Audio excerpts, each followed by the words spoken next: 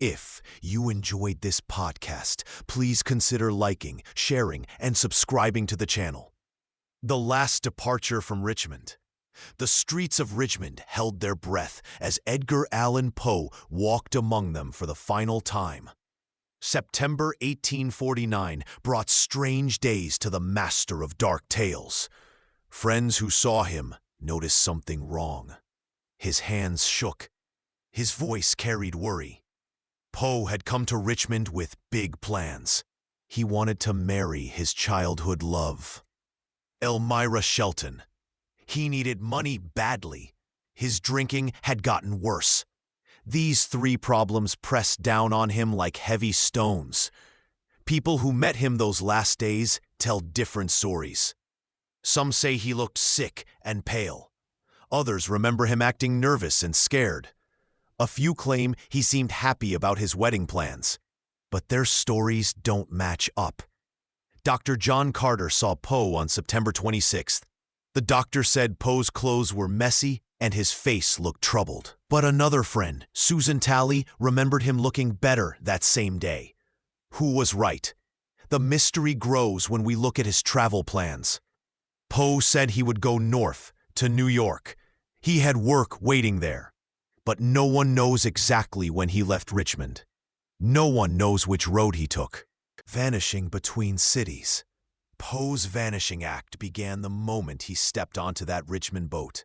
5 whole days passed before anyone saw him again in Baltimore. 5 days with no record, no ticket stubs, no hotel books with his name, no letters home. Think about it. A famous writer travels between 2 busy cities, and nobody remembers seeing him? Hotels kept guest books back then. Ships had passenger lists. Coaches recorded who rode where. But for Poe, nothing exists. The steamboat captain never spoke about him later. No fellow travelers came forward with stories. No innkeeper claimed he stayed the night. It's like he turned invisible the second he left Richmond. Someone should have seen him buy food. Someone should have watched him sleep in a chair or walk the deck. Famous faces get noticed. People talk. But this time, complete silence. What happened during those missing days? Who was he with? Did someone pull him off his planned route? The empty space in his story lets wild ideas grow like weeds.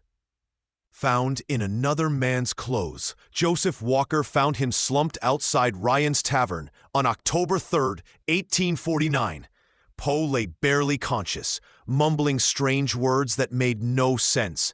But the clothes caught Walker's eye first.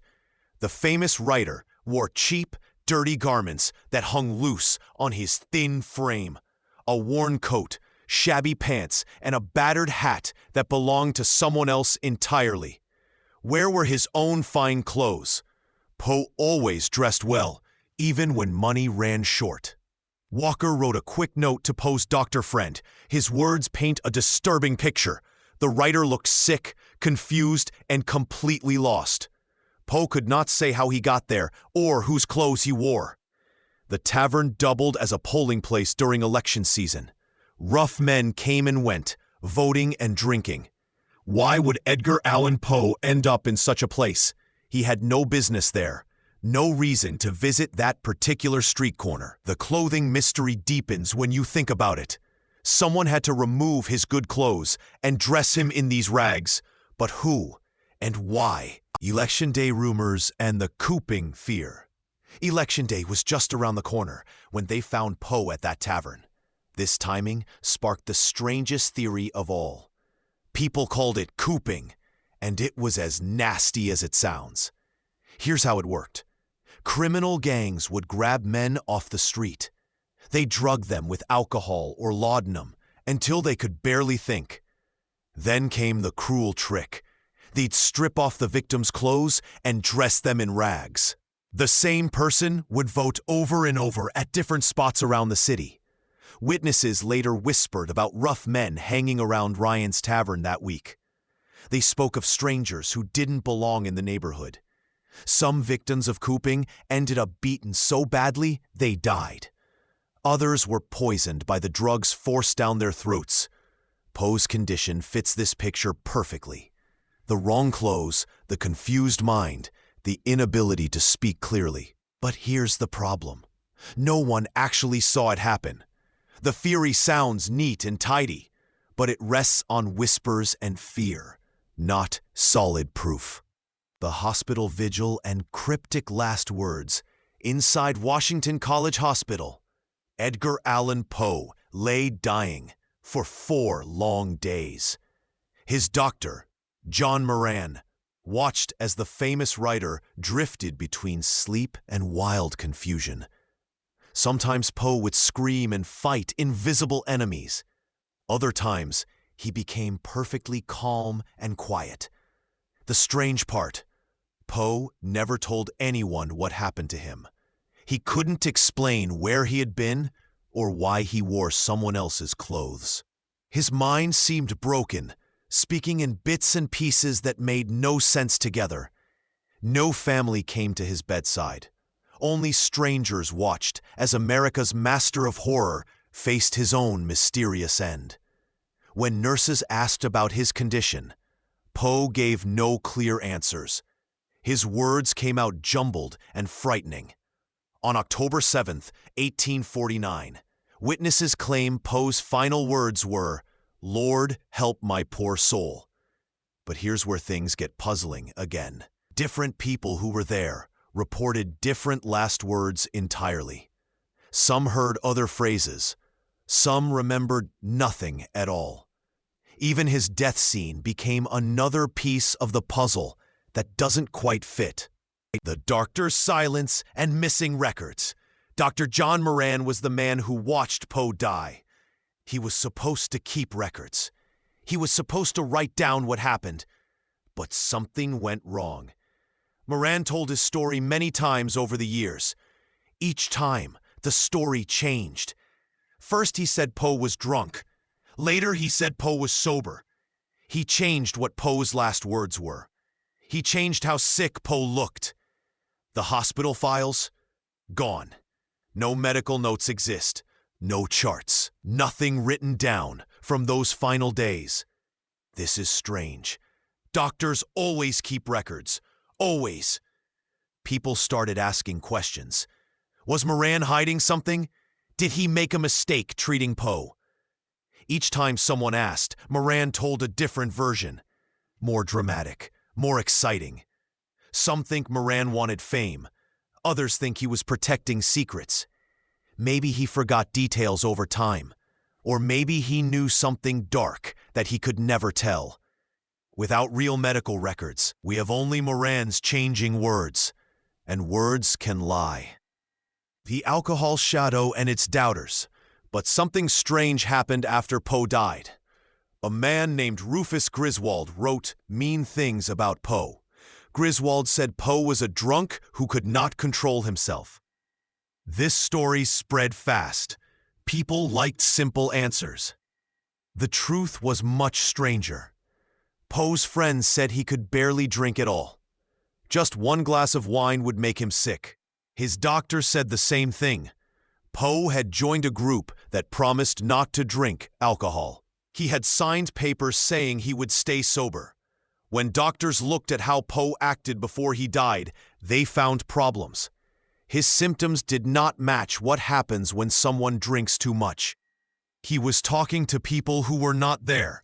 His body was shaking in weird ways. Real alcohol poisoning looks different. Griswold had reasons to lie about Poe. The two men hated each other. Griswold wanted people to think Poe was bad. The drinking story became a lesson about being good, but it was not medical facts. Rabies, brain fevers, and medical mysteries. Doctors today wonder if Poe died from something far worse than drinking.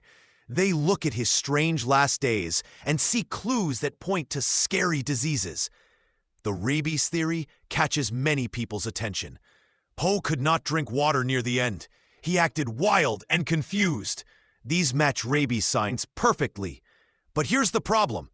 No one saw him get bit by a sick animal. Rabies also causes fever from day one. Poe seemed fine just days before he got sick. Brain fever sounds possible too. This infection makes people act drunk without touching alcohol. It causes the same confusion doctors saw in Poe. Yet brain fever usually kills much faster than what happened to him. Some experts think poison damaged his blood. Others say a hidden tumor grew in his head. Each idea explains part of the mystery, but misses other pieces. The real problem is simple. These doctors never saw Poe's body. They only read old, messy reports from 1849. No blood tests existed back then. No brain scans could show the truth. Smart medical theories mean nothing without real proof. Beatings, muggings, and hidden enemies. But what if someone hurt Poe on purpose? Baltimore in 1849 was a rough place. Dark alleys hid thieves and gangs. Men got beaten for their money every night. When they found Poe, his clothes were torn and dirty. He had no money in his pockets, no watch, no luggage. Someone had taken everything he owned. His face looked bruised, and his body seemed hurt. Some people think local gangs attacked him. Others believe he got tricked in a bar and robbed. Maybe someone with old anger finally got revenge. Poe owed money to many people. He had made enemies with his sharp words and cruel reviews of other writers. The area where they found him was known for street crime. Men disappeared there often. But here's the strange part. If someone really attacked Poe, where are the witnesses? Where are the bloody clothes? Why did no one see anything suspicious that night? The truth seems to vanish like smoke in the wind. Conflicting memoirs and shifting stories. The people who knew Poe started writing their memories years later, but their stories did not match at all. Some said he was drunk in his final days. Others swore he never touched a drop. Maria Clem, his aunt, painted him as a perfect gentleman who rarely drank. She wanted to save his name from shame. But John Sartain claimed Poe came to him wild and scared, talking about enemies trying to kill him. The dates got mixed up too. Some witnesses put Poe in Baltimore on October 3rd. Others said he was there days earlier. A few claimed they saw him in different cities at the same time. People talked about secret letters Poe wrote before he died. But these letters never showed up. Each person seemed to remember what helped their own story look better. Some wanted to make Poe a hero. Others used his death as a warning about drinking and wild living. The truth got lost in all these competing tales. Lost grave, moved bones, and forensic dead ends. The clues vanished with the grave itself. Poe's first burial spot was plain and unmarked. Nobody thought to mark exactly where his body lay in that Baltimore cemetery corner. Years passed. The cemetery grew crowded. Workers moved bodies around to make space. They dug up bones without keeping careful records. When admirers finally wanted to honor Poe with a proper monument, they faced a problem. Which bones belonged to the famous writer? Cemetery workers gathered what they believed were Poe's remains, but they handled the bones like old furniture, not precious evidence. No doctor examined the skull for fractures. No scientist tested for poison traces. The bones went straight into the new grave under the grand monument. Modern experts shake their heads at this lost chance. Today's tests could have solved the mystery. DNA analysis might have confirmed the identity. Chemical tests could have found poison. X-rays might have shown head injuries or brain tumors. Instead, we have empty questions and moved bones that may not even be his. A legend built on questions, not answers. Today, Poe's death lives on as a perfect mystery. Every October, reporters write the same stories about the missing days and strange clothes. Museums put up displays asking the same questions from 1849. Tour guides in Baltimore tell tourists about the man found mumbling someone else's name. People love this mystery because it feels like one of Poe's own stories. A famous writer dies in the most mysterious way possible. It seems almost too perfect to be real. Each new theory only makes the mystery bigger. Someone suggests brain cancer, and others argue for rabies. Another person claims murder, while doctors point to heart failure. Every answer creates 10 new questions. Smart scholars now admit the truth. They say we will never know what really killed Edgar Allan Poe. Too much time has passed. Too many witnesses died without talking. Too many records got lost or destroyed. This is how legends grow. Not from clear answers, but from questions that never end.